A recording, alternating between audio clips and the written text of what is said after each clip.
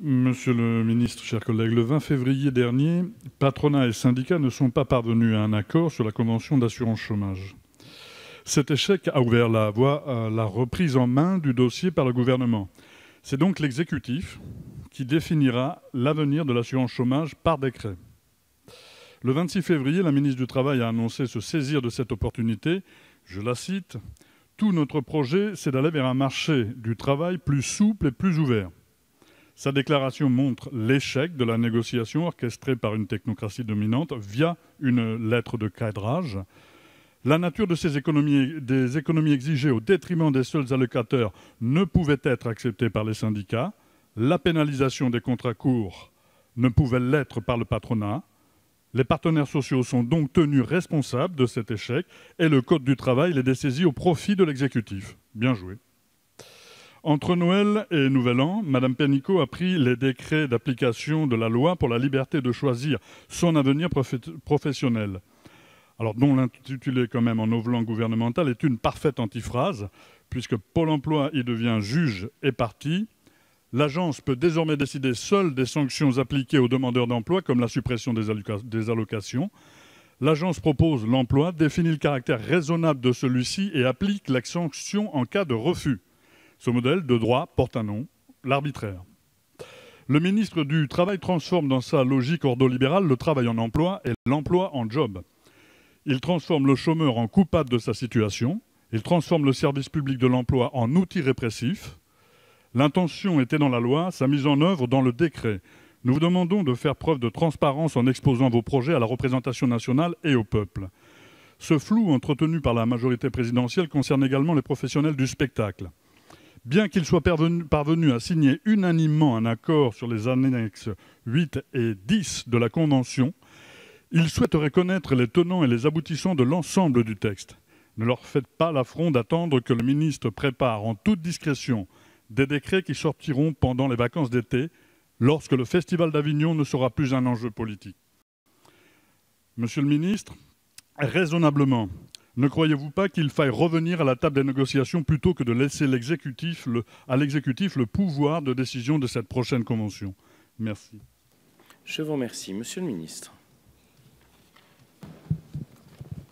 Merci, Monsieur le Président. Monsieur le député, soyez convaincu que le gouvernement n'entretient aucun flou et a toujours fait montre et preuve d'une volonté de dialogue et de transparence tout au long du processus de réforme de l'assurance chômage dont nous avons présenté ce matin les principales dispositions. Tout d'abord, permettez-moi de rappeler que le cadre de la réforme a fait l'objet de discussions parlementaires approfondies dans le cadre de l'examen de la loi pour la liberté de choisir son avenir professionnel. Ensuite, la transmission du document de cadrage aux partenaires sociaux en septembre dernier a été précédée d'une phase de concertation pour établir un diagnostic qui soit partagé avec l'ensemble des partenaires sociaux.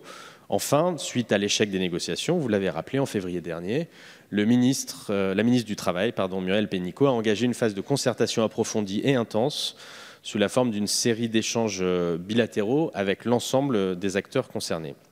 L'annonce aujourd'hui même par le Premier ministre et par Mme Pénicaud du contenu détaillé de la réforme est le fruit de l'ensemble de ce processus, de l'ensemble de ces travaux, de l'ensemble de ces échanges.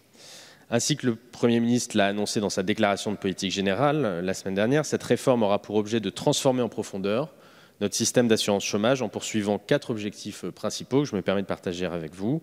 Le premier consiste à mettre fin au recours abusif aux contrats courts.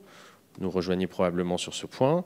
L'objectif numéro 2 sera de faire en sorte que la reprise d'emploi soit toujours plus intéressante que le maintien au chômage.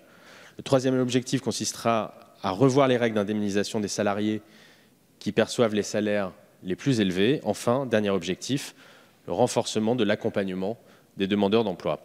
Ainsi, ces mesures constitueront un ensemble, nous semble-t-il, cohérent qui permettra de favoriser l'emploi durable et de lutter contre la précarité.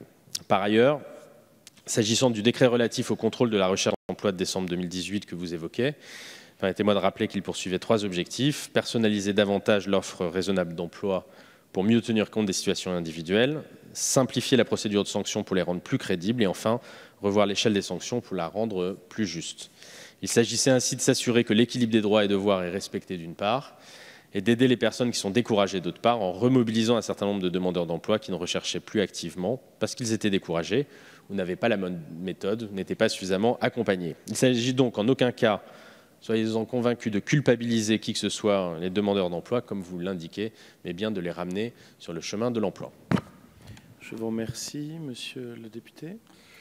Oui, merci pour votre réponse, monsieur le ministre. Quoique je n'ai pas eu de réponse sur ce régime spécial des intermittents, parce que sous couvert d'harmonisation du régime d'assurance chômage, tous ces emplois dits intermittents et qui existent, pas seulement dans le spectacle mais ailleurs, eux sont concernés par une dite harmonisation. Cette dite harmonisation va complètement dévaloriser le pouvoir d'achat de ces catégories, puisqu'ils ne pourront prétendre à quasiment aucune allocation chômage suivant le texte que vous allez poser. Ensuite, vous ne nous garantissez en aucun cas la continuité de cet accord d'avril 2016. C'est pourtant la question qui a été posée à Mme Nyssen, à M. Riester, et je vous l'ai reposée aujourd'hui. Je vous remercie.